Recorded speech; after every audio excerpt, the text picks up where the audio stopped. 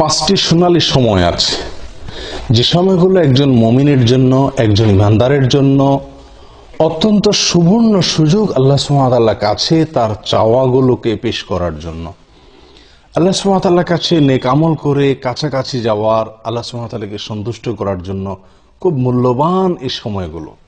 সেই সোনালী পাঁচটি সময় কখন? তার প্রথমটি হলো জোহরের সময়। মুসনাদ আহমদের এক হাদিসে বর্ণিত আছে, নবী সাল্লাল্লাহু আলাইহি ওয়াসাল্লাম জোহরের ফরজের আগে 4 রাকাত সুন্নাত সালাত সবসময় নিয়মিত পড়তেন। কোন সাহাবী তাকে প্রশ্ন করলেন, ইয়া রাসূলুল্লাহ, আমরা আপনাকে দেখি সবসময় আপনি সালাতটি নিয়মিত আদায় করেন, এই 4 রাকাত সালাত কখনো ছাড়েন না, এর হেতু কি, রহস্য কি? নবী সাল্লাল্লাহু আলাইহি ওয়াসাল্লাম তখন বললেন তাদেরকে যে, দেখো, যখন সূর্য মধ্য আকাশ থেকে, ঠিক আকাশের সেন্টার পয়েন্ট থেকে পশ্চিম দিকে ঢলে পড়ে, অর্থাৎ জোহরের সময় শুরু হয়, তখন আল্লাহ সুবহানাহু ওয়া তাআলা আসমানের সমস্ত দুয়ারসমূহ খুলে দেন, সমস্ত দুয়ারসমূহ খুলে দেন এবং সেগুলো আর তিনি বন্ধ করেন না জোহরের সালাত শেষ হওয়া পর্যন্ত।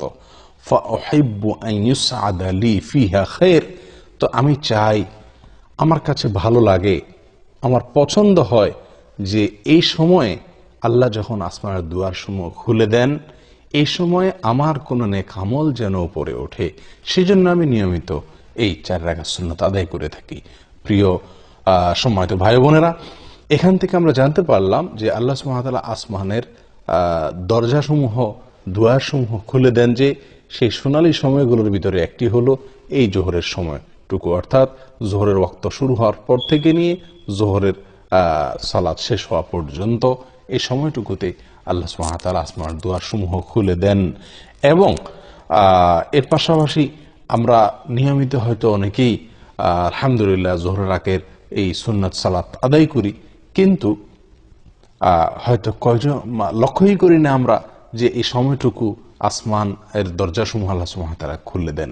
সেই কথা মাথায় রেখে যদি আমরা সালাত আদায় করি, এবং নবী সাল্লাল্লাহু আলাইহি সাল্লামের প্রিয় ছিল যে এই সময় কোন নেক আমল যেন উপরে ওঠে, আর সেদিকে তাকায় যদি আমরা ওই 4 রাকাত সুন্নাত আদায় করি, নিঃসন্দেহে সেখানে ভিন্ন রকমের স্বাদ, ভিন্ন রকমের মাত্রা আমরা অনুভব করতে থাকব। এইগুলো এক সময়, জোহরের সময় আল্লাহ সুবহানাহু ওয়া তাআলা আসমানের দুয়ারসমূহ খুলে দেন, যেটি মুসনাদ আহমদের হাদিসে বর্ণিত হয়েছে বিশুদ্ধ সূত্রে।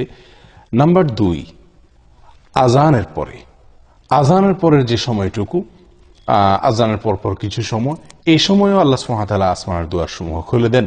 নবী সাল্লাল্লাহু আলাইহি সাল্লাম থেকে বর্ণিত হয়েছে সহিহ তারগীব ওয়া তারহিবের ভিতরে এর হাদিস, তিনি ইরশাদ করেছেন, ইযা নুদিয়া বিস-সালাহ, যখন সালাতের জন্য আহ্বান করা হয়, আজান দেওয়া হয়, ফুতিহাত আবওয়াবুস সামা ওয়াস্তুজিবাদ দুআ, তখন আসমানের দুয়ারসমূহ খুলে দেওয়া হয় এবং বান্দার দোয়া কবুল করা হয়। দোয়ার নির্দিষ্ট কোনো পদ্ধতি, ধরা বাঁধা কোনো সিস্টেম এখানে বর্ণিত নাই, বরং মনের যে কোনো চাওয়াকে মনে মনে আল্লাহ সুবহানাহু ওয়া তাআলার কাছে পেশ করার জন্য মূল্যবান একটি সময় হলো এটি, অর্থাৎ আজানের পরবর্তী সময়টুকু। এটিও সোনালী 5টি সময়ের দ্বিতীয় এবং গুরুত্বপূর্ণ একটি সময়, আজানের পরবর্তী সময়টুকু। 3 নম্বর যে সময়টি সোনালী 5টি সময়ের ভিতরে, সেটি হলো এক সালাতের পরে অপর সালাতের জন্য যখন মানুষ অপেক্ষা করে, এই সময়টুকু, এটিও খুব গুরুত্বপূর্ণ একটি সময়।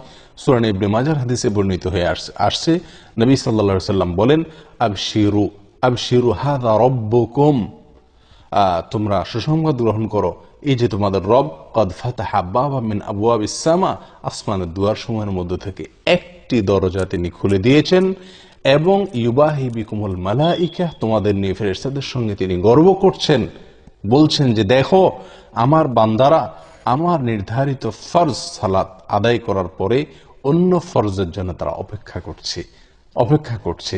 প্রিয় বন্ধু, তাহলে এক ফরজ আদায়ের পরে অন্য ফরজের জন্য যখন মানুষ অপেক্ষায় থাকে, ওই সময় আল্লাহ সুবহানাহু ওয়া তাআলা আসমানের দুয়ার খুলে দেন।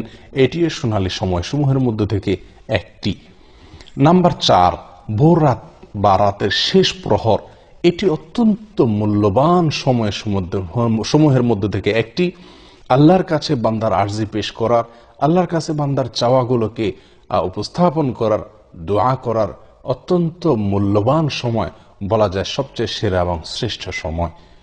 নবী সাল্লাল্লাহু আলাইহি ওয়াসাল্লাম ইরশাদ করেছেন, এই সময় আল্লাহ সুবহানাহু ওয়া তাআলা আসমানের দুয়ার সমূহকে খুলে দেন এবং একজন ঘোষক ঘোষণা দিতে থাকে, আছে কি কোনো প্রার্থনাকারী যে চাইবে, প্রার্থনা করবে, আল্লাহ তাআলা তার প্রার্থনা মঞ্জুর করবেন।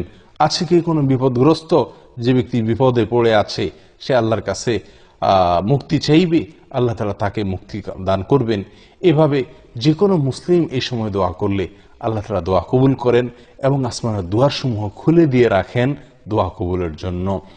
তবে দুই শ্রেণী ব্যক্তিকে আল্লাহ তাআলা এই সময় তাদের দোয়া কবুল করেন না। তার ভিতরে হলো, এক ব্যক্তি হলেন যিনি পেশাদার ব্যভিচারিণী মহিলা, সে। আর দ্বিতীয়ত হলো যে লোক ব্যবসায়ীদের কাছ থেকে চাঁদাবাজি করে, ব্যবসায়ীদের কাছ থেকে চাঁদা আরোপ করে অর্থ আত্মসাৎ করে, এই ব্যক্তি এবং পেশাদার ব্যভিচারিণী, এই দুই ব্যক্তি ছাড়া আল্লাহ সুবহানাহু ওয়া তাআলা তাদেরকে তওবা করার পরে তাদেরটাও আল্লাহ তাআলা মাফ করেন। এই দুই ব্যক্তি ছাড়া, এই দুই কাজে লিপ্ত থাকলে সেই ব্যক্তিরা ছাড়া আর অন্য সময়ের দোয়াকে আল্লাহ তাআলা কবুল করেন এবং আসমানের দুয়ার আল্লাহ তাআলা খুলে দেন। সম্মানিত ভাই বন্ধুগণ, এরপরে 5 নম্বর সোনালী সময় যেটি, সেটি হলো একটি গুরুত্বপূর্ণ দোয়া, যেটিতে আল্লাহ তাআলার বড়ত্ব, আল্লাহ তাআলার প্রশংসা এবং আল্লাহ তাআলার পবিত্রতা বর্ণনা করা হয়ে থাকে। এই বিশেষ ভাষায় যখন আল্লাহ সুবহানাহু ওয়া তাআলার কাছে বান্দা দোয়া করে বা আল্লাহ তাআলার জিকির করে, তখন আল্লাহ সুবহানাহু ওয়া তাআলা আসমানের দুয়ার সমূহ খুলে দেন। যেটি সহিহ মুসলিমে বর্ণিত হয়েছে। আব্দুল্লাহ ইবনে আমর রাদিয়াল্লাহু তাআলা বলেন, একবার নবী সাল্লাল্লাহু আলাইহি ওয়াসাল্লাম সালাত আদায় করছিলেন সাহাবীদেরকে নিয়ে। পিছন থেকে কেউ একজন একটি দোয়া পাঠ করলেন। দোয়াটি হলো এই: আল্লাহু আকবার কবীরা ওয়ালহামদুলিল্লাহি কাসীরা ওয়া সুবহানাল্লাহি বুকরাতাও ওয়া আসীলা।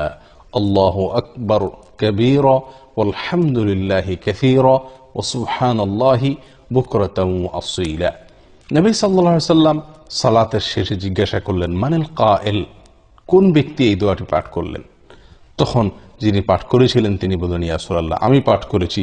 নবী সাল্লাল্লাহু আলাইহি ওয়াসাল্লাম তখন বললেন, আমি আশ্চর্যান্বিত হয়ে গেছি, তোমার এই দোয়া পাঠের পর আল্লাহ সুবহানাহু ওয়া তাআলার পক্ষ থেকে আসমানের সমস্ত দুয়ার সমূহ খুলে দেওয়া হয়েছে।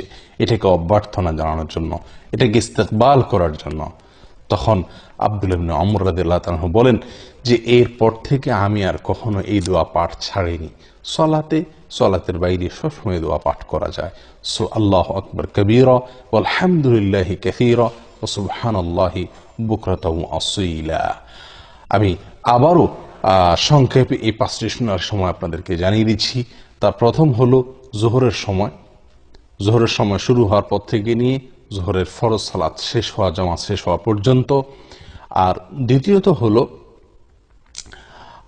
আজান যখন দেওয়া হয় সালাতের, 5 ওয়াক্ত সালাতের আজানের পরবর্তী সময়টুকু।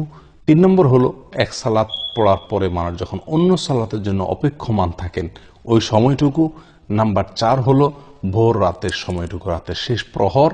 নাম্বার 5 হলো আল্লাহ সুবহানাহু ওয়া তাআলার প্রশংসায়, তার গুণগানে এই বিশেষ বাক্য আল্লাহু আকবার কবীরা আলহামদুলিল্লাহি কাসীরা ওয়া সুবহানাল্লাহি বুকরাতাও ওয়া আসীলা, এটা যখন পাঠ করা হয়। আসুন এই 5টি সময়কে, মূল্যবান সময়গুলোকে কাজে লাগানোর চেষ্টা করি। জীবন খুবই সংক্ষিপ্ত, আল্লাহ সুবহানাহু ওয়া তাআলার কাছাকাছি যাওয়ার চেষ্টা করি, নিজের চাওয়াগুলোকে মঞ্জুর করানোর জন্য আপ্রাণ চেষ্টা করি। আল্লাহ তাআলা আমাদের সকলকে তৌফিক দান করেন। জাযাকুমুল্লাহ খাইর ওয়া আখিরু দাওয়ানা আলহামদুলিল্লাহি রাব্বিল আলামিন।